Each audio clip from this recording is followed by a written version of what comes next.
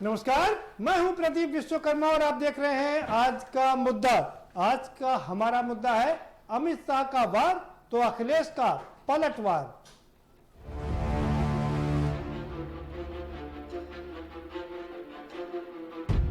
जो लोग अपना घर पकड़कर बैठ गए थे वो नए कपड़े सिलाकर मैदान में आ गए हैं कि अब हमारी सरकार बनने वाली है।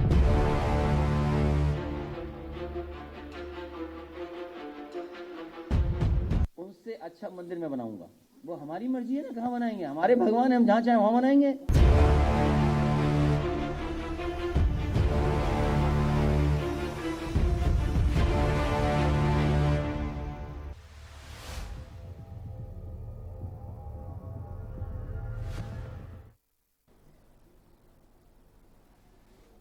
जी हाँ, अमित शाह अपने 2 दिवसीय दौरे पर लखनऊ पधार चुके हैं और उन्होंने चुनावी आगाज कर दिया है। अमित शाह चाणक्य माने जाते हैं पूरी पार्टी में और इसमें कोई शक नहीं है कि वास्तव में वो चाणक्य हैं, जिन्होंने भारतीय जनता पार्टी को फर्श से उठा करके अर्थ तक पहुंचा दिया। एक समय था जब भारतीय जनता पार्टी के उत्तर प्रदेश में 10 विधायक 12 विधायक होते थे, 40-45 विधायक होते थे, सांसद के नाम पर 2-4-10 सांसद होते थे। उठा करके 74 सांसद और 325 विधायकों वाली पार्टी बना दिया उत्तर प्रदेश में और देश में भी 2 बार सरकार बना करके इतिहास रच दिया। ये उन्हीं की रण कौशल का ये परिणाम है कि जो भारतीय जनता पार्टी आज देश के 70% भूभाग पर एक बार कब्जा कर चुकी है। ये अलग बात है कि अब उसमें से काफी हद तक कम हो गया है, लेकिन 70% भूभाग पर भारतीय जनता पार्टी का कब्जा था। आज भी देश के 18 प्रदेशों में जो सरकार है उसमें या तो भारतीय जनता पार्टी की सीधी सरकार है या किसी गठबंधन के तहत सरकार है या किसी तालमेल के तहत सरकार है। इससे अंदाजा लगा सकते हैं आप कि कैसी उनकी रणनीति है और यूं ही उनको चाणक्य नहीं कहा जाता है।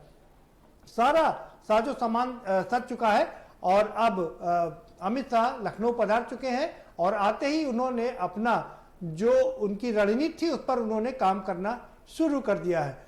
पहले ही तय कर दिया गया था कि उनकी असली लड़ाई समाजवादी पार्टी से है और समाजवादी पार्टी से लड़ाई किस लिए है, ये बहुत ही गूढ़ रहस्य की बात थी। 2 महीने पहले जब उन्होंने इस बात को कहा था तो हमने इसी पर एक शो किया था और तब निष्कर्ष ये निकला था कि किस लिए समाजवादी पार्टी को वो अपने निशाने पर रख रहे हैं। हम उसका भी इसमें जिक्र करेंगे।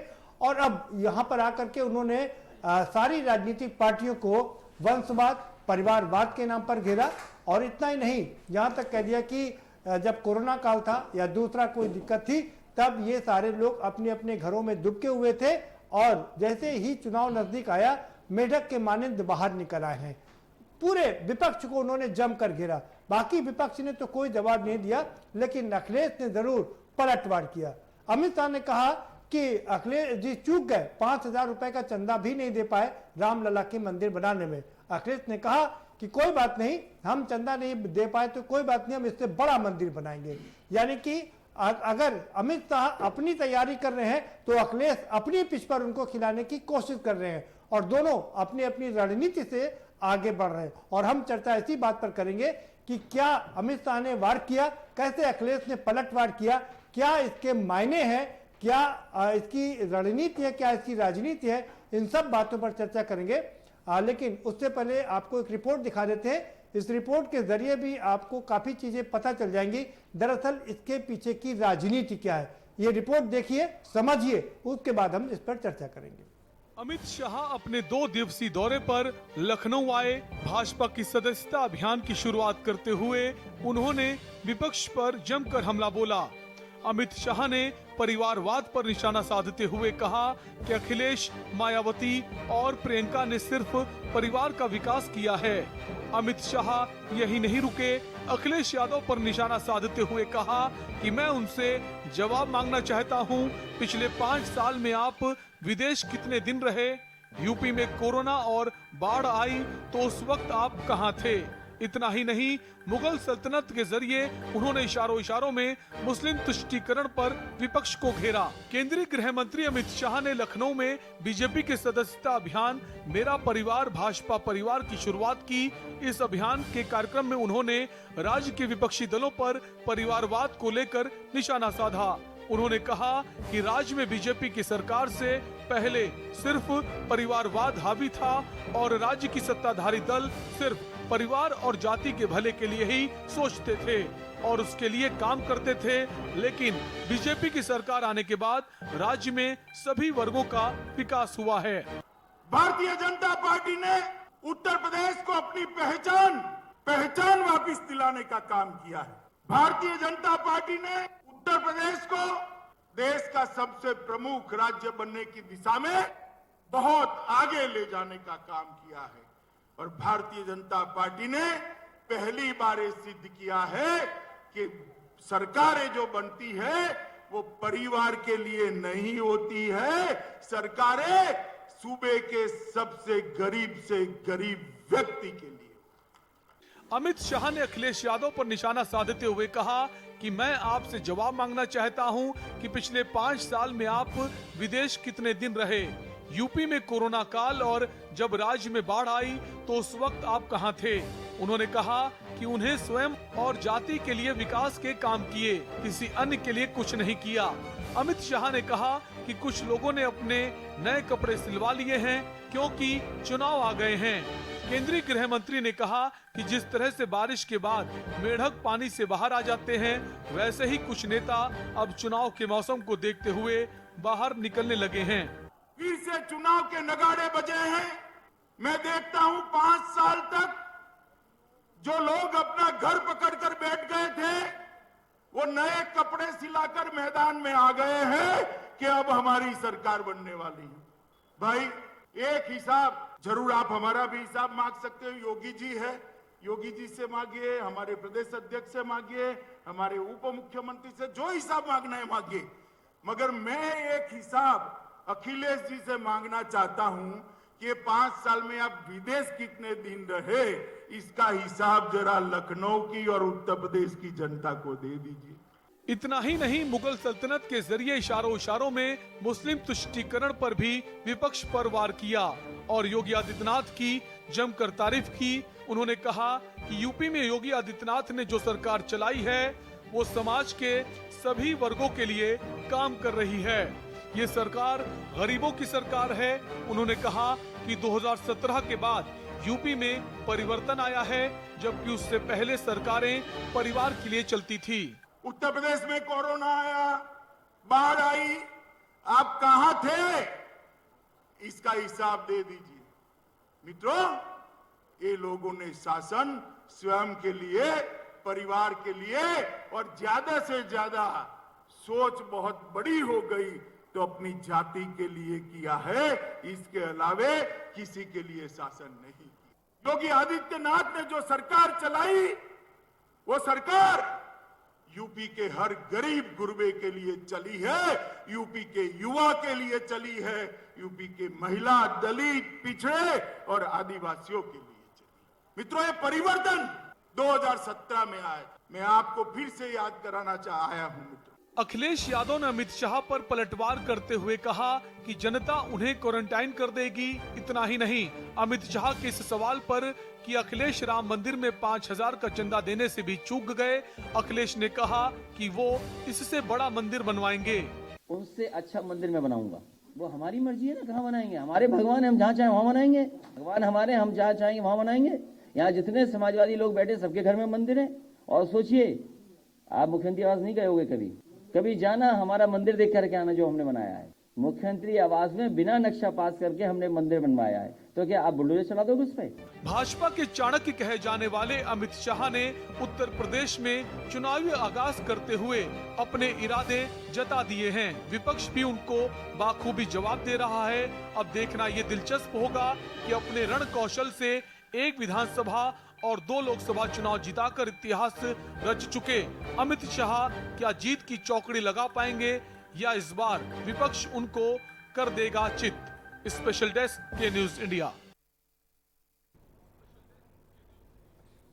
जी हाँ, सवाल यही है। एक और चाणक्य आ गए हैं और उन्होंने साफ कर दिया है कि अभी तक 2014 से लेकर के 2014 का लोकसभा का चुनाव जिताया, 2019 का लोकसभा का दोबारा चुनाव जिता करके इतिहास रच दिया। ऐसा पहली बार हुआ देश में जब भारतीय जनता पार्टी की बहुमत की 2 बार की लगातार सरकार बनी है और विधानसभा चुनाव में भी अपने सहयोगियों समेत 325 सीटें जीत कर के इतिहास को पूरा ध्वस्त कर दिया।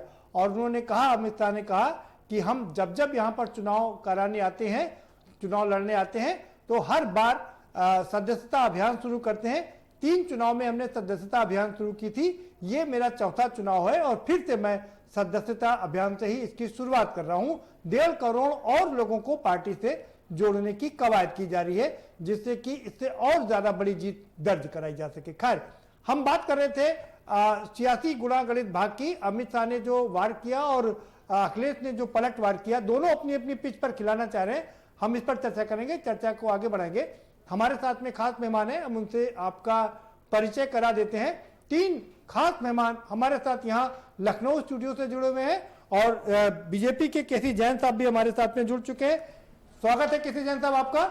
अनिल झा जी समाजवादी पार्टी के नेता है, हमारे स्टूडियो से जुड़े हुए हैं, आपका स्वागत है। अजय चौबे जी हमारे साथ जुड़ गए हैं, कांग्रेस के प्रवक्ता हैं, आपका स्वागत है। और वरिष्ठ पत्रकार उदय यादव जी भी हमारे साथ में जुड़े हुए हैं, आपका भी बहुत स्वागत है उदय जी। केसी जैन साहब, मैं सीधे सीधे आप ही के पास आ रहा हूं। भाई, अमित शाह ने अपनी शतरंज की वो सब गोटियां बिछा दी हैं। क्या लगता है कि अब सिर्फ खेलना बाकी है? किस हाथी से किसको मारना है, घोड़े से किसको मारना है, पैदल से किसको सामने करना है और कैसे बादशाह को पीटना है, सब चालें एकदम तय हो गई हैं क्या? कि आदरणीय प्रदीप जी, आपने राजनीतिक विषय है तो आपने राजनीतिक सवाल भी किया। और देखिए, राजनीति में जो है ये अपनी अपनी नीतियां और अपने अपने समीकरण और अपनी अपनी योजनाओं को लेकर के राजनीतिक दल आगे बढ़ते हैं। और ये बात सही है कि आप कितना अच्छा काम कर रहे हैं, उसके साथ साथ ये भी जरूरी है कि आपकी चुनाव में रणनीति क्या है। आप अगर सिर्फ अच्छा काम सिर्फ अच्छा काम कर रहे हैं, लेकिन आप अपनी योजनाओं को भुना नहीं पा रहे हैं, खास करके जब आप चुनाव में जाते हैं तो उन जो योजनाएं आपने जनता को दी हैं, जिससे जनता को लगातार डायरेक्ट लाभ मिल रहा है, क्या जनता को इस बात का एहसास हो रहा है कि ये योजनाएं इस पार्टी की वजह से हमको मिल रही है? अगर गैस सिलेंडर की बात कर लें, माननीय अमित शाह जी ने उसकी भी चर्चा की, अमित शाह जी ने आवास की भी चर्चा की, अमित शाह जी ने उत्तर प्रदेश में आज 10 से ज्यादा एयरपोर्ट हैं उसकी भी चर्चा की, और जो 30 जो मेडिकल कॉलेज बन रहे हैं उनकी भी चर्चा की। उनमें से 25 बनकर के तैयार है और 40 की उन्होंने चर्चा की कि हम 40 देने जा रहे हैं। तो कुल मिलाकर के जो कुछ हम कर रहे हैं राजनीति में रह करके या सत्ता में रहते हुए, क्या वास्तव में जनता तक उन चीजों को हमें एहसास करा पा रहे हैं? देखिए, कई बार ये भी होता है कि जनता उन चीजों का लाभ लेने के बाद में भी ये भूल जाती है कि वास्तव में किस पार्टी से कौन से लाभ मिले, किस सरकार में आने के बाद में। और साथ ही साथ देखिए, जो मुख्य चीज है, एक बात तो उन्होंने और भी केसी जैन साहब, कि केसी जैन साहब आप पेशे से वकील हैं और बातों को बहुत बाखूबी जानते हैं। मुझे नहीं लगता कि आप इतना इस तरह की बात करेंगे। हम बात यहाँ पर योजनाओं की नहीं कर रहे हैं, हम बात यहाँ पर रणनीति की कर रहे हैं। जिस तरीके से उन्होंने विपक्ष को घेरा, क्या लगता है कि अपना एकदम साफ कर दिया कि उनका एजेंडा क्या है?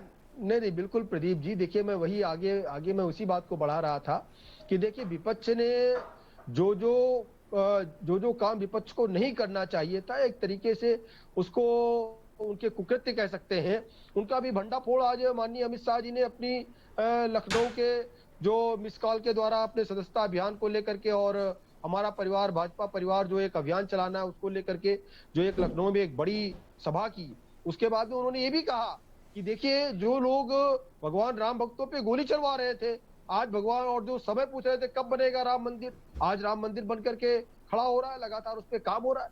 तो कुल मिलाकर के जो जनता की भावनाएं हैं, क्या उन पे हम खरे उतरे हैं? और साथ ही साथ जिन योजनाओं का हम दावा कर रहे थे, क्या उन पे हम खरे उतरे हैं? और क्या वो विपक्ष की जो पार्टियां हैं, क्या वो भारतीय जनता पार्टी के सामने टिक पा रही है? नहीं टिक पा रही। ठीक है जैन साहब, का खुलासा माननीय अमित शाह जी ने आपने अपनी वकालत का पूरा परिचय दिया और बड़ी होशियारी से जो 1 मिनट का समय आपके पास में था उसको 2 मिनट में कन्वर्ट कर दिया। अनिल झा साहब, आपके पास आ रहा हूं। अमित शाह साहब ने सीधे अखिलेश यादव पर निशाना साधा। एक नहीं कई जगह पर उनका कि परिवारवाद, वंशवाद, अपने लिए काम किया, अपने परिवार के लिए काम किया, बाकी बचा तो जाति के लिए काम किया, इससे आगे बढ़कर कभी कुछ नहीं किया। जी प्रदीप जी, बिल्कुल सही। अभी शाह जी आ गए हैं और अब वो अपनी मार्केटिंग, अपनी साथ साथ पार्टी की मार्केटिंग करने के लिए आ गए, क्योंकि 7 साल में वो भी केंद्र में मंत्री हैं और 5 साल लगभग प्रदेश की सरकार को योगी जी के होने जा रही है। ये वही अमित शाह हैं जिनको अभी आपने चाणक्य के नाम से संबोधित किया था और जिनको चाणक्य माना जाता था। बट आप लोग ये भूल जाते हैं प्रदीप जी कि ये चाणक्य 2014 में जब प्रधानमंत्री लोकसभा के चुनाव हुआ था तब सीटें जीत के भारतीय जनता पार्टी के लिए आए थे और 2019 में भी चुनाव हुई है, वहां भी जीत के आए थे। 2015 और 2019 के बीच में ये बिहार हारे हैं, यही चाणक्य थे, वहां मोर्चा संभाले। 2020 में दिल्ली हारे हैं, यही चाणक्य थे। उससे पहले कलकत्ता हारे हैं अभी तुरंत में। आप देखिए कि इनका चाणक्य नीति कहां चला जाता है जब ये हारते हैं। और मुझे मीडिया के लोगों से शिकायत भी है, आप अगर उनको चाणक्य कहते हैं 2014 में अचानक राजनाथ सिंह की नेतृत्व में अगर सरकार बन जाती है देश के अंदर और चाणक्य की उपाधि अगर आप उनको देते हैं, 2017 में अगर लक्ष्मीकांत वाजपेयी के नेतृत्व में अगर प्रदेश में सरकार बन जाती है, चाणक्य की उपाधि उनको देते हैं, तो जहां ये चाणक्य बने रहते हैं और जहां ये चुनाव हार जाते हैं, कहते हैं 300 पार आते हैं, 30 कहते हैं 70 पार आते हैं, 35, तो ये उत्तर प्रदेश जो है अब इनको देखिए, आज उनके भाषण में आप उनका बॉडी लैंग्वेज देखिए, बॉडी लैंग्वेज में वो खिजलाहट है, वो बिल्कुल ये मान गए हैं कि हम ये चुनाव हार रहे हैं। और मुझे ऐसा लग रहा है, प्रतीत हो रहा है उनकी भाषा शैली को देख के, जिस तरह से वो भाषण दे रहे हैं, कि मुझे लग रहा है शायद मोदी जी ने उनको भेजा है कि अब की बार योगी जी को जीतने मत देना, ऐसी भाषा का प्रयोग करना कि प्रदेश विपक्षी पार्टी कुछ न करे, प्रदेश की जनता ही नाराज हो जाए। तो वो उन सब भाषाओं का प्रयोग यहाँ कर रहे हैं। आज ये देखिए, आज देश में हो चाहे प्रदेश में हो, वंशवाद, अब वंशवाद एक पुराना वाक्य हो गया है। इनके खुद के बेटे हैं, इनके बीसीसीआई के अध्यक्ष, जिन्होंने कभी जीवन में क्रिकेट नहीं खेला, फिर ये वंशवाद की बात करते हैं। राजनाथ सिंह के बेटे हैं, किसके कौन ऐसा नहीं है, आप देखिए अनुराग ठाकुर के पिताजी रहे हैं। तो वंशवाद ये सब कोई माने, हम लोग नहीं कहते हैं, बिल्कुल जो डिजर्व करता है राजनीति में, जिसको जनता जिता के भेजती है, चाहे वो बेटा हो, चाहे पति हो, चाहे पत्नी हो, चाहे भाई हो, चाहे भौजाई हो, उनको राजनीति में आना चाहिए। ठीक है, ये सब बातें बेकार है। 2017 के में इन्होंने जनता ने आशीर्वाद दिया, 300 ज्यादा सीटें दी, 2022 में इनको भगा रहे हैं, भाग भाजपा भाग, उत्तर प्रदेश से भाग, ये नारा है प्रदेश की जनता का। अजय चौबे जी, आपकी प्रियंका गांधी पर भी निशाना साधा अमित शाह ने और कहा कि ये बरसाती मेढक हैं और बरसात आ गई है तो कूद कर बाहर आ गए हैं और कपड़े पहन करके दिखाने लगे कि हम आ गए हैं। देखिए, भारतीय घुमक्कड़ जुमला बहुरूपिया पार्टी के स्वयंभू घोषित चाणक्य जो अपने को कहते हैं, पहले तो मैं उनकी बातें बता दूं कि 2014 के लोकसभा चुनाव के बाद पूरे हिंदुस्तान में किसी भी राज्य के चुनाव में भारतीय जनता पार्टी एकमात्र राज्य गुजरात में किसी प्रकार से चुनाव जीत पाई थी और विधानसभा में उसका संख्या बल कम हो गया था। उत्तर प्रदेश में भारतीय जनता पार्टी तमाम घपले घोटालेबाज वाले दलों के साथ गले लग के किसी प्रकार से जनता को धार्मिक उम्राद और झूठे वादों और जुमलों में उलझा के सत्ता हासिल की थी।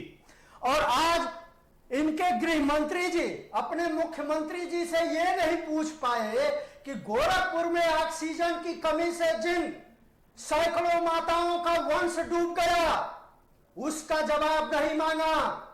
22 अक्टूबर 2021 को, अभी मतलब पिछले ही हफ्ते, सुप्रीम कोर्ट के चीफ जस्टिस ऑफ इंडिया की अध्यक्षता में 4 न्यायाधीशों की बेंच ने भारत सरकार पे टिप्पणी किया कि हिंदुस्तान में 69% बच्चे आज कुपोषण के कारण अपना जीवन खो चुके हैं, अर्थात काल कवलित हो गए हैं। मतलब 69% बच्चों की माताएं मतलब आज अपना वंश खो चुकी हैं। विश्व बैंक के आंकड़े के अनुसार हिंदुस्तान में 14% आबादी आज भूखमरी की शिकार है, कुपोषण की शिकार है। 14% आबादी को आप जी जोड़ लीजिए तो लगभग 24 करोड़ के आसपास की संख्या होती है हिंदुस्तान की, जो आज कुपोषित है। ये मुद्दों से ध्यान भटाना चाह रहे हैं, ये ओछी टिप्पणी करते हैं, ये मां दुर्गा का सम्मान नहीं कर सकते, मां काली की अवतार प्रियंका गांधी का सम्मान नहीं कर सकते। ये झूठे और मक्कार हैं, ये किसी महिला सांसद का सदन में अपमान करने वाले लोग हैं। थोड़ा गई बात, इनके अयोध्या मंदिर की मैं बात कह दूं, सुप्रीम कोर्ट के आदेश से बना है, ये तो उसके नाम पे तो लीजिए, ये कोई मंच नहीं है, राजनीतिक मंच नहीं है। आप, मुझे लग रहा है शायद आप भूल गए, ये टीवी डिबेट हो रही है। खैर वापस आइए, वापस आ रहा हूं उदय यादव जी, मैं आपके पास आ रहा हूं। आप देख रहे हैं कि कैसे कई वार और पलटवार हो रहे हैं। उधर अखिलेश, अमित शाह और अखिलेश में वार पलटवार हो रहा, तो यहाँ प्रवक्ताओं में भी बड़ी जबरदस्त जंग जारी है। क्या कहेंगे आप? देखिए, जंग तो बड़ा स्वाभाविक है, चुनाव नजदीक आ रहे हैं तो ये जंग और बढ़ेगी। कई बार कुछ लोग खाली बातें करते हैं, कुछ लोग जमीन पर काम करते हैं। लेकिन इस बार जो अभी अमित शाह आज आए हैं, उन्होंने दो बातें बड़ी साफ कर दी। पहला तो उन्होंने ये साफ कर दिया, अभी तक ये संशय था कि किसका चेहरा होगा चुनाव में, अगला मुख्यमंत्री भारतीय जनता पार्टी का सत्ता में आती है तो कौन होगा। उन्होंने बड़ा साफ कर दिया योगी जी की तारीफ करके, और 2 बार उन्होंने लोगों से अपील की कि योगी जी को भारी बहुमत से जिताएं।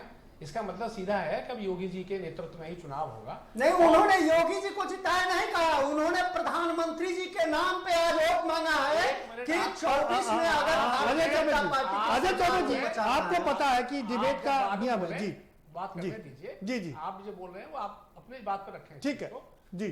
तो एक तो उन्होंने साफ कर दिया कि योगी जी के नेतृत्व में चुनाव होगा। ये इसलिए बहुत ज्यादा महत्वपूर्ण है कि पिछले 2 महीने से हवा में ये बातें तैर रही थी कि योगी जी और मोदी जी के बीच में कुछ मनमुटाव है, क्योंकि मोदी जी ने जिस अधिकारी को यहाँ मंत्री बनाने के लिए भेजा था, योगी जी ने उसको महत्व नहीं दिया। लेकिन अभी साफ हो गया कि योगी जी ही चेहरा है। दूसरा, उन्होंने ये साफ कर दिया आज अमित शाह ने कि हमारी टक्कर यानी भारतीय जनता पार्टी की लड़ाई समाजवादी पार्टी से है। समाजवादी पार्टी पिछले कुछ दिनों से जिस तरह सक्रिय हुई है और तमाम दलों के नेता उसमें शामिल हो रहे हैं, इससे स्वाभाविक है कि भारतीय जनता पार्टी में बेचैनी है। वो बेचैनी अमित शाह की भाषा में, उनके अंदाज में साफ तौर पर दिख रही थी। उन्होंने कई जगह ऐसे शब्द प्रयोग किए, क्योंकि वो सक्रिय नेताओं के खिलाफ ऐसा नहीं होना चाहिए। जिस तरह प्रियंका जी मैदान में आई हैं, अखिलेश यादव दौड़ रहे हैं, उससे उन्होंने कहा कि ये बरसाती मेंढक की तरह आए हैं। ये जो बात है वो साफ करती है कि विपक्ष जिस तरह ताकतवर होकर लोगों के बीच में सक्रिय हुआ है, भाजपा उससे परेशान है, उससे बेचैन है, और उसकी तैयारी के लिए ही उन्होंने ये अपना कैंपेन शुरू किया है। वरना जो दुनिया की सबसे बड़ी पार्टी है, जिसको कहा जा रहा था कि ये संसार में सबसे बड़ी पार्टी है, लगभग 2 करोड़ लोग उसके सदस्य हैं, तब फिर उसके लिए इस सदस्यता अभियान की क्या जरूरत थी? वो एक तरीका है जी। और ये मैं जरूर कहूंगा कि अमित शाह मेरी नजर में बेहद मेहनती राजनेता है। इसमें कोई शक नहीं है कि वो लगातार मेहनत करते हैं, बिना रुके बिना थके मेहनत करते हैं। ये अलग बात है कि बहुत समय, हर समय सफलता नहीं मिलती है, कुछ समय सफलता। मैं 1 मिनट और लूंगा। 2013 में वो उत्तर प्रदेश के प्रभारी थे, 2014 में सरकार बनी, मोदी जी बने, तो 2013 में जब वो इधर दौरा करते थे तो उन्होंने बूथ लेवल पर काम किया। वो जिस तरह काम करते थे, एक बार मैंने देखा कि वो कैलकाटा में मीटिंग की उन्होंने, और रात में यहाँ लखनऊ आए और रात में उन्होंने बूथ स्तर के जो इंचार्ज थे उनकी 1:30 बजे मीटिंग। बिल्कुल नहीं, वो भारतीय जनता पार्टी की खूबी है। ठीक है, भारतीय जनता पार्टी की खूबी है कि वो रात भर दौरे करते हैं, मीटिंग करते हैं, बात करते हैं और सोल्यूशन निकालते हैं। बाकी पार्टियां इसीलिए समाजवादी पार्टी और कांग्रेस में उतना काम नहीं हो रहा। केसी जैन साहब के पास, केसी जैन साहब आपके पास गिनाने को बहुत कुछ है, खूबियां भी बहुत है, अपार मेहनत करते हैं आप लोग चुनाव जीतने के लिए, इसमें कोई शक नहीं है, हर समय टॉप पर खड़े रहते हैं। लेकिन उसके बावजूद भी जो 12 राज्यों में चुनाव हुए उसमें 10 राज्यों में आपको हार मिली है। जो जिस तरीके से आप लोग उत्तर प्रदेश में आ रहे हैं, क्या लगता है कि बेचैनी नजर आ रही है आपको? क्या देखिए प्रदीप जी, ऐसा बिल्कुल नहीं है, कोई बेचैनी नहीं है। और देखिए अलग अलग जिन प्रदेशों में हमें हार मिली, उन हारों को हमने स्वीकार किया। लेकिन अभी जिस प्रकार से हमारे एक साथी वेस्ट बंगाल की चर्चा कर रहे थे, तो वहां पे ममता जी के खिलाफ हम लोगों ने संवैधानिक तरीकों को अपनाते हुए वहां पे चुनाव लड़ा। जिस प्रकार से विपक्ष ये भी कह रहा था कि जो है वहां पे बक्से बदल जाएंगे और किसी को भी वोट डालिए, वो तो ईवीएम पे भी सवाल उठाते हैं। जब विपक्ष हार जाता है तो ये ईवीएम मशीन पे ठीकरा फोड़ते हैं अपना और अपनी हार को स्वीकार नहीं करते हैं। जब हम शासन में है, सत्ता में है, केंद्र में हमारी सरकार है, कहीं पे भी किसी भी तरीके का कोई दुरुपयोग नहीं किया गया। आपको याद होगा इंदिरा जी ने जिस प्रकार से अपने संसाधनों का दुरुपयोग किया था। एक मिनट सवाल लेने दीजिए अजय जी, मैं आपको पूरा मौका दूंगा बात करने का। दूसरों को कैसे जैन साहब सवाल ये है, कैसे जैन साहब सवाल सुन लीजिए। जैन साहब सवाल सुनिए, सवाल ये है, जब उन्होंने अखिलेश पर निशाना साधा तो साथ में ये भी कहा हम अखिलेश से सवाल पूछ रहे हैं, लेकिन आप भी सवाल पूछ सकते हैं। आप योगी जी से सवाल पूछिए, आप केशव जी से सवाल पूछिए, आप दिनेश शर्मा से सवाल पूछिए, आप स्वतंत्र देव से सवाल पूछिए। मतलब साफ है, 5 साल की सरकार है, जवाब तो आपको भी देना पड़ेगा सरकार। बिल्कुल बिल्कुल। देखिए प्रदीप जी, हम जवाब देने के लिए तैयार हैं और तमाम सारे सवालों के जवाब तो माननीय अमित शाह जी ने आज की अपनी सभा में ही कर दिए। बिल्कुल स्पष्ट कर दिया कि उत्तर प्रदेश की सरकार ने क्या किया है और माननीय योगी आदित्यनाथ जी की उन्होंने जमकर के तारीफ भी की मन से। लेकिन जो बात है कि मुद्दे क्या बनेंगे उत्तर प्रदेश में, तो देखिए हमारा विकास का मुद्दा, विकास का एजेंडा हमेशा रहा है और इसीलिए उन्होंने मेडिकल कॉलेज की चर्चा की, इसीलिए उन्होंने college, school, IT college, IIT college की चर्चा की। विकास का मुद्दा तमाम सारे कैसे जानते हैं, काम पे चर्चा की। बहुत ही आसान है इस तरह से कह देना कि विकास का मुद्दा होगा। वक्त ब्रेक का हो चला, छोटा सा ब्रेक लेंगे, ब्रेक के पर आएंगे तो चर्चा के सिलसिले को आगे बढ़ाएंगे। जो असली राजनीति है वो ये है कि अमित शाह ने कह दिया मुगल कालीन साम्राज्य से लेकर के योगी साम्राज्य तक, यानी कि मुगलों के राज, यानी कि मुसलमानों के राज से लेकर के, यानी अखिलेश के राज से लेकर के योगी के राम राज तक वो अपनी पिच पर खिलाना चाह रहे हैं। वही हिंदू मुस्लिम की बात करना चाह रहे हैं। हालांकि बहुत ही संकेतों में उन्होंने ये बात की, खुल करके उन्होंने बात नहीं की, लेकिन अखिलेश ने भी उतनी ही चतुराई से उनको जवाब दिया और उनको अपनी पिच पर खिलाने की बात की, ये कहकर कि अगर वहां राम का मंदिर बन रहा है तो हम इससे बड़ा मंदिर बनाएंगे। यानी कि वो उनकी पिच पर नहीं खेलने गए थे, अपनी पिच पर खिला रहे हैं। ये राजनीति का, ये गूढ़ राजनीति का विषय है और इसी पर चर्चा को आगे बढ़ाएंगे, लेकिन एक छोटे से ब्रेक के बाद।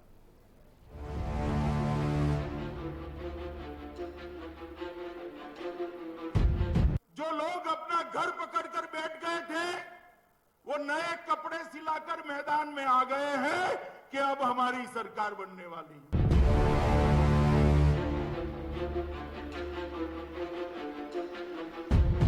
उनसे अच्छा मंदिर मैं बनाऊंगा, वो हमारी मर्जी है ना, कहाँ बनाएंगे, हमारे भगवान है, हम जहाँ चाहें वहां बनाएंगे।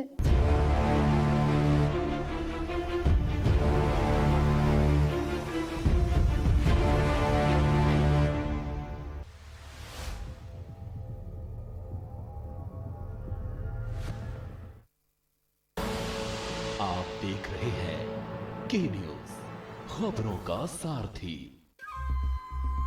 सुपुत्र मेडिटेशन गुरु बेहद नेक और पिताश्री थोड़े रंगीले, थोड़े दिल फेंक।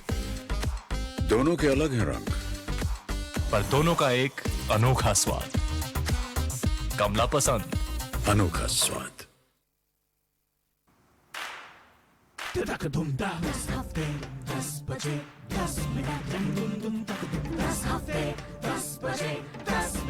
डेंगू हट 10 हफ्ते 10 बजे 10 मिनट दिल्ली से हट।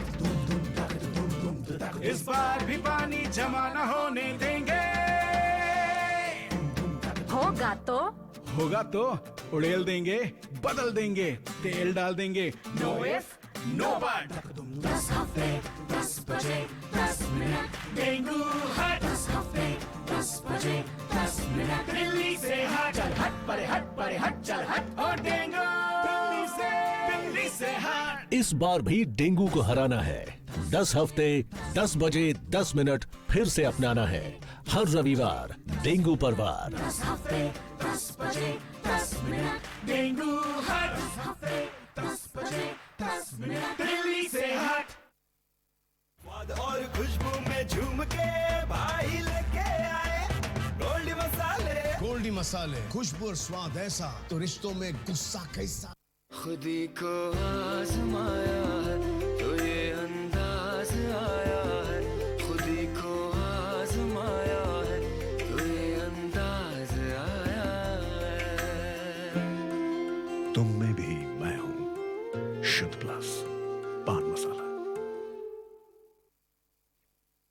जब पशुओं को मिलेगा प्यार और मिल्कोमोर पशु आहार तो दूध बहेगा, मुनाफा बढ़ेगा। मिल्कोमोर पशु आहार।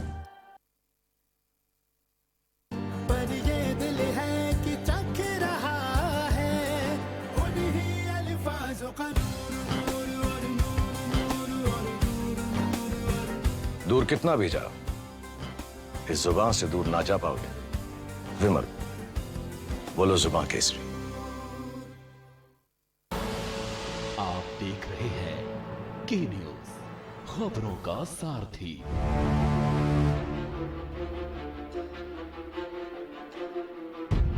जो लोग अपना घर पकड़कर बैठ गए थे, वो नए कपड़े सिलाकर मैदान में आ गए हैं कि अब हमारी सरकार बनने वाली है।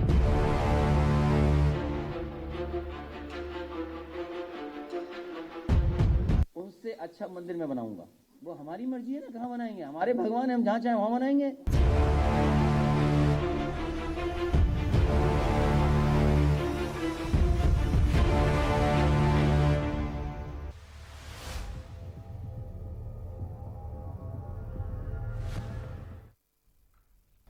ब्रेक के बाद आपका स्वागत है। केसी जैन साहब, मैं आपके पास दोबारा से आ रहा हूं।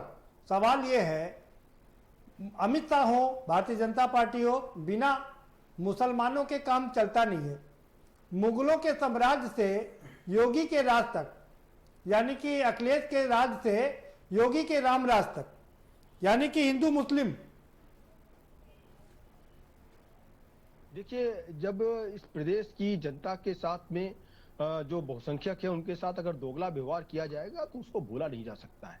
भगवान राम के भक्तों पे जिन लोगों ने गोलियां चलवाई, अगर आज वो ये चर्चा कर रहे हैं कि हम जो है अयोध्या में भगवान राम से बड़ा मंदिर बनवाएंगे, तो ये अच्छी बात है। ये स्थिति क्यों पैदा हुई, जो केवल और केवल मुल्ला और मौलानाओं। लेकिन आज आपको अखिलेश जी ने अच्छा जवाब दिया। आज अमित शाह को अखिलेश जी ने अच्छा जवाब दिया। देखिए, मैं वही बात कह रहा हूं प्रदीप जी कि जो पार्टी केवल रोजा इफ्तार और मुल्ला मौलवियों की केवल बात करती थी, आज अगर उस पार्टी को भगवान राम के साथ साथ अन्य हिंदू मंदिरों की याद आ रही है, तो यहाँ तक अगर हम लेकर के को, तो ये बहुत कल तक आप लोग रोजा इफ्तार करते थे, 5 KD में अपार भीड़ रहती थी, और आज आप राम की शरण में चले गए।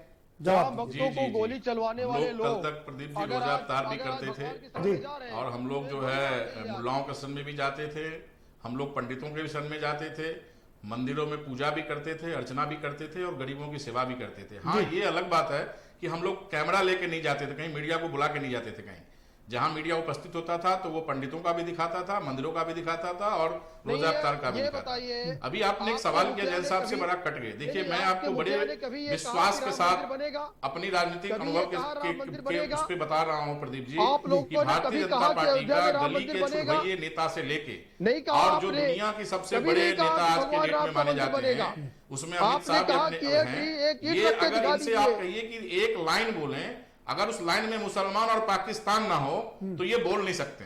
ये मैं चैलेंज देता हूं भारतीय जनता पार्टी के नीचे से लेकर ऊपर तक के नेता कि अगर वो अपनी 5 मिनट के भाषण में कम से कम 10 बार पाकिस्तान और 10 बार मुसलमान का नाम लेंगे।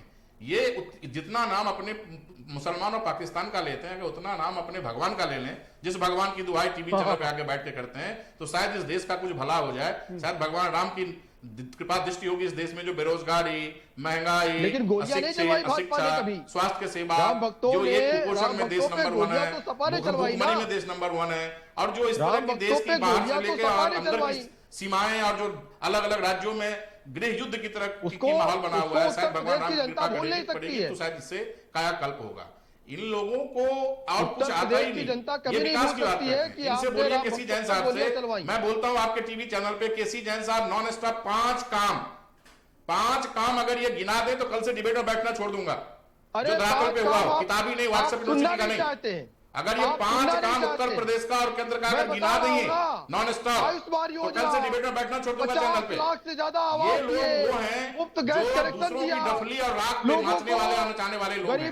आज ये चाहते हैं कि देश का चुनाव, प्रदेश का चुनाव जातिवाद पे हो।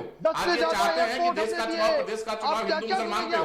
आज ये चाहते हैं कि देश का चुनाव, प्रदेश का चुनाव मंदिर मस्जिद पे हो।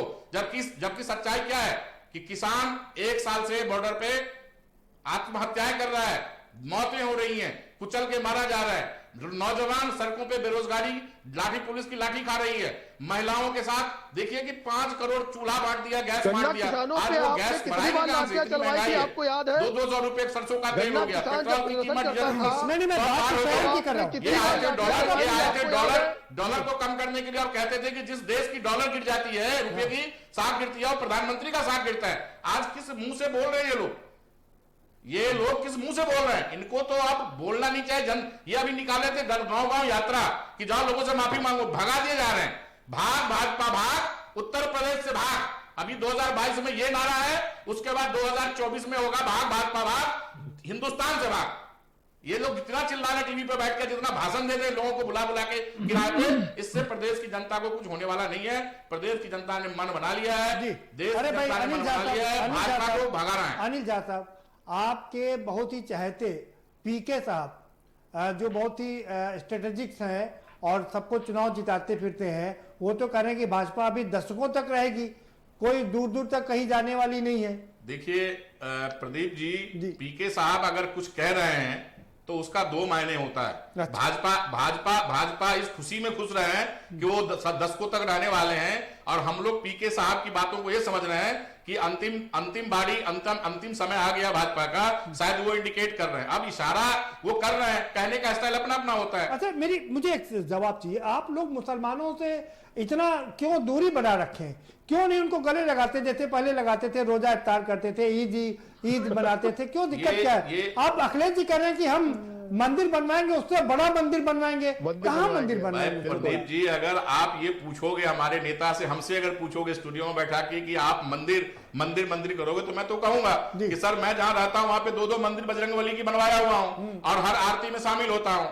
अगर अयोध्या में राम मंदिर आदरणीय सुप्रीम कोर्ट के जजमेंट के बाद अगर बनाया, किसी माइकल लाल में कुबत नहीं थी कि अध्यादेश लाके मंदिर बनवा सकता था। आज अगर ये अध्यादेश लाके मंदिर बनवाते, जैसे 3 तलाक और 370 किए हैं और भी मुद्दे, ये तो शायद इनकी बात में मान भी जाता। तो ये है कि दूसरों की राख पे नाचने वाले लोग हैं।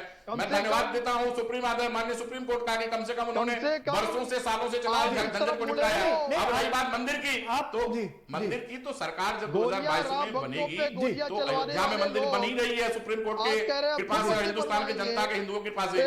हम मथुरा में कृष्ण की मंदिर बनी है, और कहीं राम भगवान की मंदिर बनाएंगे, दुर्गा जी की मंदिर बनाएंगे, मुझे परशुराम की मंदिर बनवाएंगे। अनिल झा साहब, मुझे एक चीज आपसे समझनी है, क्या अब आप भारतीय जनता पार्टी की पिच पर खेलने जा रहे हैं, या भारतीय जनता पार्टी जिस पिच पर आपको खिलाना चाहती है आप उस पिच पर खेलने से इनकार कर रहे हैं? यानी कि हिंदू मुस्लिम पर नहीं जाएंगे, आप हिंदूवादी हो जाएंगे आप? प्रदीप जी, हम किसी के पिच पे खेलने नहीं जा रहे हैं। हम उत्तर प्रदेश की जनता ने जो पिच सजा रखी है, हम उस प्रदेश की जनता के सजे हुए पिच पे खेलना चाहते हैं और खेल रहे हैं। बाकी ये होते कौन है किसी को खिलवाने वाले, खेलने वाले? इनको जहां खेलना है ये खेले, आए हैं तो खेलने के लिए, 2 दिन बाद चले जाएंगे। अच्छा, किस पर चुनाव, अल्पसंख्यक पर लड़ेंगे या बहुसंख्यक पर?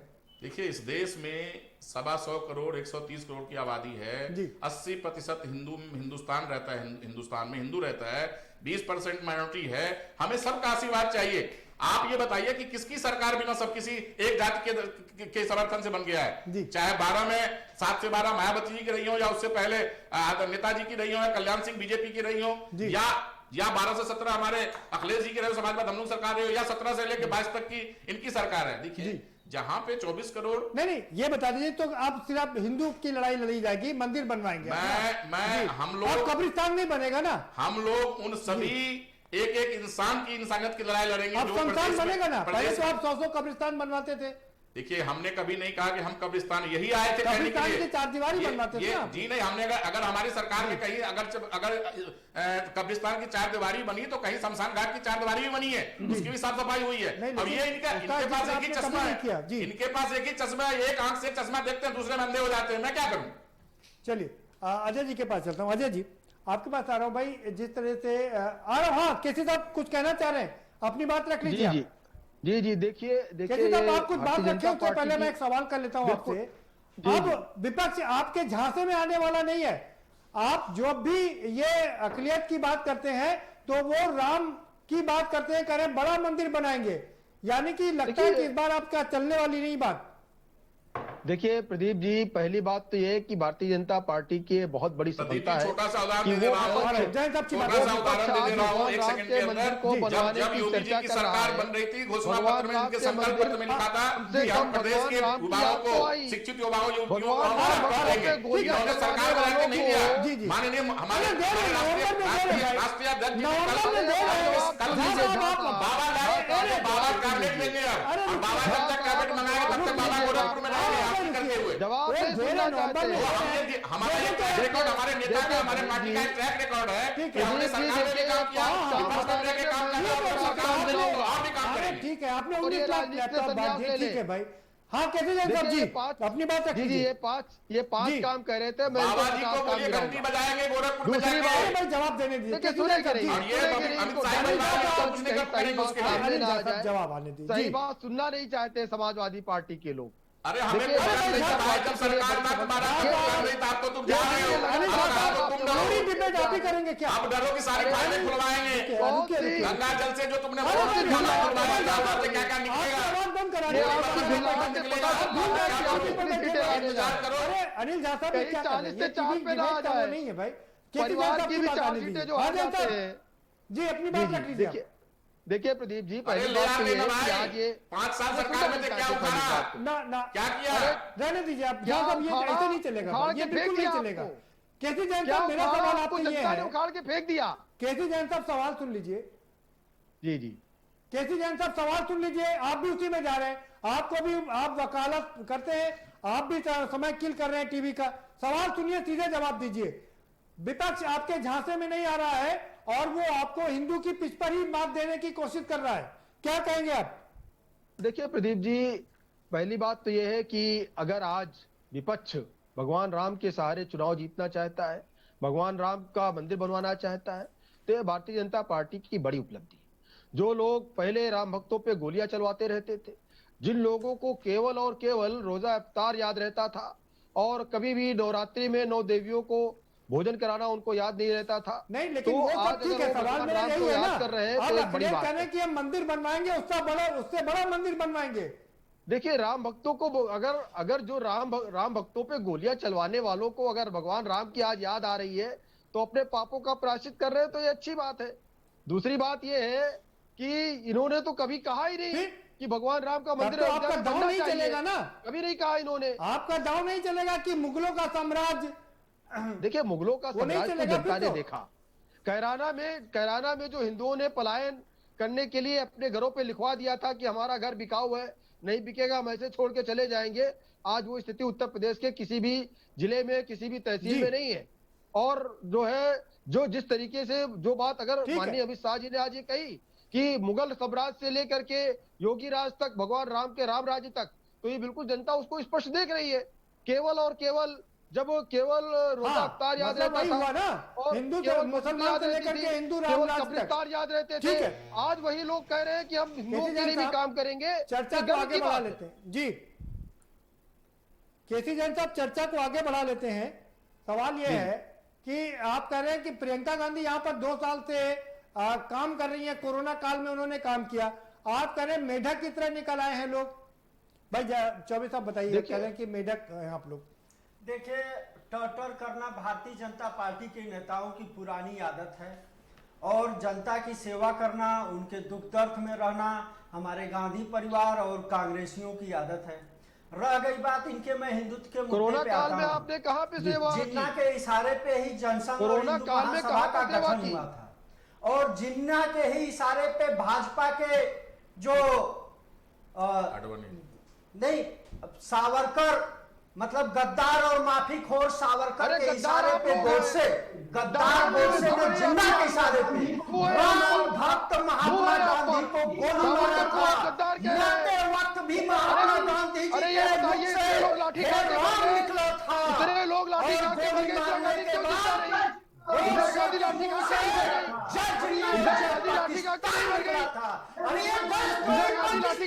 मर गए, ये मुसलमानों के साथ मिलकर देश में दंगा कराने वाले ये सिखाएंगे। गद्दार जिनको आप नाम दे रहे हैं, भक्तों को आप गद्दार नाम दे रहे हैं, आपके के लिए गद्दार थे। आप कांग्रेसियों को क्या कहेंगे तो माफी मांगते थे। गांधी जी 2022 में सरकार गांधी जी ने माफी मांगी, महात्मा गांधी जी ने तो महात्मा गांधी जी को भी आप गद्दार कहते हैं। महात्मा गांधी जी को भी आप लोग गद्दार कहते हैं। सरकार बना दो, हम राम मंदिर बनवा देंगे। नेहरू जी क्यों जितना बन गए? सुभाष चंद्र बोस जैसे लोग, सुभाष चंद्र जैसे लोगों को उसके नाम पे चंदा खा गए। भगत सिंह जैसे लोगों को फांसी हो गई, भगत सिंह जैसे लोगों को फांसी हो गई। इंदिरा गांधी जैसे लोग क्यों बचे रहे राजनीति में? क्यों नहीं जमा कराया अपने पार्टी फंड में? गांधी जैसे लोग क्यों बचे रहे राजनीति में? आप आम लगाने वाले आप लोग, जयप्रकाश जी को जेल भेजने वाले आप लोग, और आप जैसे गद्दार कोई हो सकता है? कांग्रेस जितनी गद्दार रही, कांग्रेस जैसे गद्दार जितना भ्रष्टाचार कांग्रेस ने किया, और उसी आधार पर इंदिरा गांधी जी को हटाने का आदेश दिया सुप्रीम कोर्ट ने। हाई कोर्ट ने, सुप्रीम कोर्ट ने इंदिरा जी को अयोग्य घोषित कर दिया था, और इंदिरा जी ने काला ज्ञात रहा, जयप्रकाश जी को जेल भेज दिया। लोकनायक जयप्रकाश नारायण जी को जेल भेजने वाली पार्टी, और आखिर में उनको स्वरूप होने दे दिया जेल के अंदर। इंदिरा गांधी जी ने अपने सत्ता के लिए क्या क्या कुछ नहीं किया, सत्ता के लिए संविधान को किराए रख दिया, और आप सावरकर को गद्दार कहते हैं। अरे क्यों है आप पर, केवल मूर्तियां लगी, तो इंदिरा गांधी की लगी,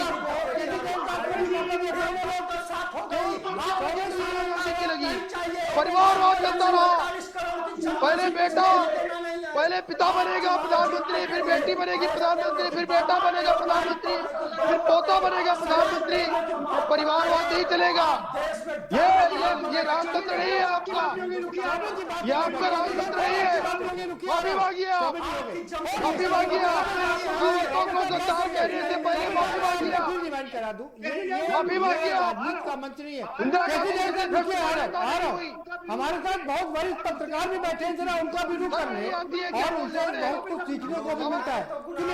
अरे 24 साहब रुकिए, आ रहा हूँ 24 साहब रुक जाइए, आ रहा हूँ। उदय जी के पास चलता हूँ। उदय जी, क्या लगता है कि अब विपक्ष समझ गया है कि हमको भारतीय जनता पार्टी की पिच पर नहीं खेलना है, हमको अपनी पिच पर खेलना है, यानी कि पिच उन्हीं की रहेगी लेकिन अपने अंदाज से खेलना, हमको हिंदूवादी बनकर के खेलना है, ना कि अकलियतवादी बनकर के। क्या मैं गलत कह रहा हूं? नहीं, आप ठीक कह रहे हैं। दरअसल जब से पिछले कुछ दिनों से अखिलेश यादव ने मंदिर की बात कहना शुरू किया है, तो ये सवाल उठने लगा है कि वो भी सॉफ्ट हिंदुत्व का सहारा ले रहे हैं चुनाव जीतने के लिए। लेकिन एक जो मुख्य मुद्दा है जिस पर अमित शाह और या भारतीय जनता पार्टी के लोग बात ही नहीं करते, अमित शाह ने इसीलिए आज आकर चुनाव का बीजेपी का एजेंडा तय कर दिया। उन्होंने मंदिर की बात की, कैरना की बात की, माफियाओं की बात की। उन्होंने न तो ये बात की कि पिछले 5 वर्ष में योगी सरकार ने कितनों को रोजगार दिया। नहीं, उन्होंने कह दिया, उन्होंने ना उदय जी, उन्होंने ये कहा कि अगर आपको सवाल पूछने तो योगी जी से पूछिए, खुली छूट दे दी जनता को। नहीं, ठीक है, लेकिन जब वो ये बात कह सकते हैं कि उत्तर प्रदेश में ये होता रहा है, पिछली सरकारें ये करती रही हैं, परिवारवाद करती रही हैं, तो उन्हें ये बताना चाहिए था। उन्होंने ये बात क्यों नहीं की? उन्होंने परिवारवाद की बात की। उत्तर प्रदेश में आए ना वो जी, उन्होंने उत्तर प्रदेश में आए तो उन्हें ही ये बात बताना था। उन्होंने ये नहीं बताया कि किसान कितना परेशान है। हालत नहीं, परिवारवाद की बात कर भाई उदय जी, परिवार जी अपनी बात रखिए। 4 दिन पहले ललितपुर में 4 किसान खाद के लिए लाइन में लगे मर गए। आज तो उसके लिए विपक्ष ना, वो विपक्ष मुद्दा उठाएगा, सत्ता पक्ष थोड़ी ना कुछ बताएगा। भाई उदय जी सुनिए, मैं वही कहने जा रहा हूँ। चूंकि विपक्ष ये मुद्दा उठाने लगा है पिछले 2 वर्ष से, किसान का सवाल, रोजगार का सवाल, बेरोजगारी का सवाल, इसी को देखते हुए भारतीय जनता पार्टी परेशान हुई है। और वो फिर से, चूंकि उसके पास एक ही नहीं, लेकिन आप एक बात तो इत्तेफाक रखेंगे। एक सेकंड, मेरी बात पूरी रखें जी। चूंकि उस विपक्ष की सक्रियता से जो माहौल बन रहा है प्रदेश में, उसको देखते हुए ही वो पुराने मुद्दे जो उसके होते हैं हमेशा, मंदिर और मुसलमान, मुसलमान के नहीं, मतलब सीधे सीधे उदय जी घेरना वो जी कि भाई आप हो रहे हैं, तो उसका जवाब ही अखिलेश ने दिया कि हम भी एक बड़ा मंदिर बनवाएंगे। मतलब हम अपनी वो आपकी पिच पर खेलेंगे, हाँ, लेकिन अपने हिसाब से खेलेंगे। अपने हिसाब से खेलेंगे। सवाल मेरा ये है, किसानों के लेकिन सवाल उठाएंगे। उदय जी किसान को छोड़ दिए, सवाल मेरा ये है, इस बात में कोई शक नहीं है कि भारतीय जनता पार्टी में परिवारवाद नहीं है, वंशवाद नहीं है।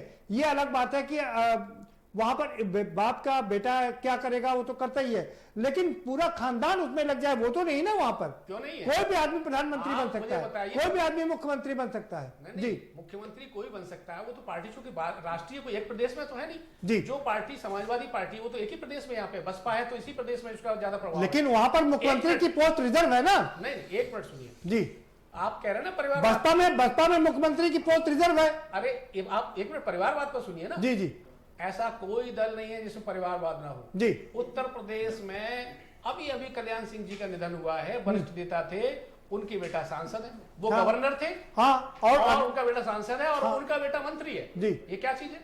परिवारवाद नहीं है जी। राजनाथ सिंह केंद्र में मंत्री हैं, उनका बेटा यहाँ विधायक है। इस तरह कम से कम 10 नाम में गिना सकता हूं। नहीं, एक आदमी, ये बात ठीक है, अगर बाप का बेटा हो जाए तो ठीक है, लेकिन चाचा, भतीजा और उनके दूसरे लोग, सारे लोग अगर परिवार के हो जाएंगे तो बाकी के कार्यकर्ता क्या करेंगे? नहीं, देखिए ऐसा नहीं है। ये तो होता है कि राजनीति में अगर कोई वो अचानक किसी को बना दे, उस पर आरोप लगे। हालांकि पार्टियों का मामला है, परिवारवाद की आलोचना होनी भी चाहिए, लेकिन जो लोग शुरू से अपने कैरियर की शुरुआत राजनीति से ही करते हैं, सक्रिय रहते हैं, जैसे अखिलेश यादव पहले यूथ के प्रभारी बनाए गए, हाँ, तो वहां से वो एक नहीं, अखिलेश तक तो ठीक है। हाँ। अखिलेश भाई, अगर मुलायम सिंह यादव है, अखिलेश को मुख्यमंत्री बनाते हैं, कोई एतराज नहीं, लेकिन अगर सभी को परिवार के ही लोगों को दे देंगे तो बाहर के लोग क्या करेंगे? मामला ये है ना। जहाँ तक कुछ कहना चाह रहे हैं अनिल जाता जी प्रदीप जी, मैं परिवारवाद बहुत सालों से सुनता आ रहा हूँ, और ये ऐसा मुद्दा है जो सदियों से था और सदियों तक रहेगा। मैं एक छोटा सा उदाहरण देता हूँ। रामायण को थोड़ा सा पढ़ा है और रामायण देखा है, खास करके लॉकडाउन में। प्रदीप जी, आपने भी देखा होगा और आपने भी सुना होगा और आपने भी पढ़ा होगा। अयोध्या के राजा जब भगवान राम बने हैं, मैं एक छोटा उदाहरण दे रहा हूँ, तो भरत भी कहीं ना कहीं के राजा बने हैं, शत्रुघ्न भी कहीं के राजा बने हैं। जहां जहां जो साम्राज्य जीता है उन्होंने अपने भाइयों को दिया है। फिर लक्ष्मण जी भी बने हैं। यहाँ तक नहीं, जब राम भगवान के पुत्र हुए हैं लवकुश, वो भी कहीं ना कहीं का राजा बना है और सम्राट संभाला है। फिर सवाल ये है अनिल जाता, देखिए आप रामचरितमानस की उस चीज को उठा रहे हैं। मैं इसलिए उदाहरण दे रहा हूँ कि जो डिजर्व करता है। उस समय क्या था, राजाओं के जो भाई थे, राजाओं के जो बेटे थे, वो डिजर्व करते थे, उनको बचपन से सिखाया जाता था। लवकुश को ऐसे नहीं राजा बना दिया, शत्रुघ्न को, लक्ष्मण को। मैं कह रहा हूँ कि राजनीति में मेरे पास समय कम है, समय का अभाव है। के राजनीति में अगर कोई जनता किसी के बेटे को, बहन को, भाई को, पत्नी को अगर चुन के भेज रही है तो उसमें कतई कोई वंशवाद का आरोप नहीं है। ये जो वो लोग बात कर रहे हैं खिसियानी बिल्ली की बात हो गई जी। कैसे आ रहा हूँ आपके पास में, वो अजय चौबे साहब, आपका फाइनल कमेंट क्या? जिस तरीके से आज अमित शाह ने किया है, पूरी फुल फ्लेज में आप पर अटैक हुआ और आपकी तरफ से अभी तक कोई जवाब नहीं आया है, यानी कि कांग्रेस पार्टी की तरफ से कोई जवाब नहीं आया। क्या ये रणनीति का एक हिस्सा है? देखिए, ये बादली गृह मंत्री जी के हताशा और निराशा का द्योतक है कि उन्होंने अपने जुमलों में कहा कि लखनऊ से ही दिल्ली का रास्ता होके जाता है और 24 जीतने के लिए लखनऊ, उत्तर प्रदेश जीतना जरूरी है, और आप लोग आदरणीय प्रधानमंत्री जी को वोट दीजिए। तो मतलब मान लिया कि उनके सरकार में, यहाँ राज्य सरकार ने या केंद्र सरकार ने कोई भी काम नहीं किया है, और वो फिर से जुमला छोड़ रहे हैं। रह गई बात जो है, बस हो गए, 20 सेकंड हो गया आपका। जी अनिल झा साहब, आपका फाइनल कमेंट। देखिए, मेरा फाइनल कमेंट आज के अमित शाह जी के परिप्रेक्ष्य को लेकर ये है कि प्रदेश की जनता नाराज है। बहुत सारे मुद्दे हैं, अभी मैं इतना बता चुका हूं, और प्रदेश की जनता ने मन बना लिया। 2022 में जब भी चुनाव होगा, प्रदेश की जनता भाजपा भगाओ, प्रदेश से भगाओ, भाजपा को भागना पड़ेगा उत्तर प्रदेश से। अब रही बात अमित शाह जी की, तो अब वो चाणक्य बुढ़े हो गए हैं और चाणक्य का दिमाग सठिया गया है। इन सब बातों पे प्रदेश की जनता ध्यान नहीं देती है। ये आएंगे ऐसे ही भोग के जाएंगे, लोग सुनेंगे। असंसदीय भाषा का नहीं, असंसदीय भाषा का भौंकना मतलब चिल्लाना। मेरा कहने का तात्पर्य है, भौंकना का पर्यायवाची शब्द है चिल्लाना। वो आएंगे, चिल्ला के जाएंगे और हम लोग बैठ के यहाँ पे डिबेट करेंगे। आप बहुत शानदार आदमी, बहुत संसदीय भाषा का प्रयोग आपको पता है। जैन साहब, आपका फाइनल कमेंट। जी प्रदीप जी, देखिए, ये कांग्रेस हमेशा से जो हमारे महापुरुष हुए हैं उनको लगातार अपमानित करती आ रही है।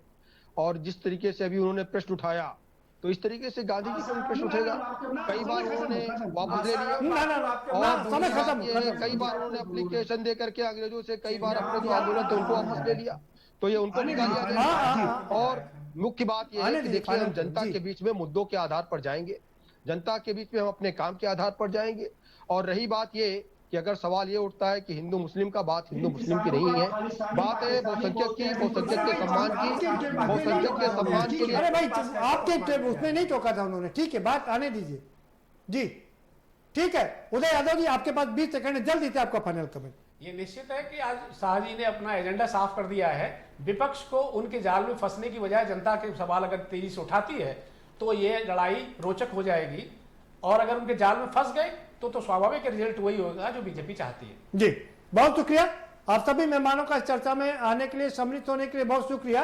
तो कुल मिलाकर के मामला ये कि भारतीय जनता पार्टी के चाणक्य कहे जाने वाले अमित शाह ने आज से चुनावी आगाज कर दिया है और लाइन लेंथ तय कर दिया है कि किस पिच पर उनको खेलना है, कैसे खेलना है, कैसे खिलाना है। लेकिन विपक्ष इस बार उनके जाल में फंसता नजर नहीं आ रहा है। विपक्ष पिछली बार तक तो विपक्ष उनके जाल में बुरी तरीके से फंस गया था और हिंदू मुस्लिम हो गया था। लेकिन अखिलेश यादव की बात करें तो उन्होंने बहुत शानदार तरीके से जवाब दिया और कहा कि हम मंदिर बनवाएंगे, उससे बड़ा मंदिर बनवाएंगे। यानी कि कुल मिलाकर के वो बहुसंख्यक की राजनीति करेंगे, अब अल्पसंख्यक की राजनीति को दरकिनार करेंगे। यानी कि लड़ाई बड़ी दिलचस्प होगी और लड़ाई सिर्फ बहुसंख्यक की होगी, यानी कि हिंदू की लड़ाई होगी और साफ हिंदू की लड़ाई होगी। फिलहाल इस कार्यक्रम में इतना ही। आप हमें दीजिए इजाजत और बाकी खबरों के लिए देखते रहिए के न्यूज इंडिया।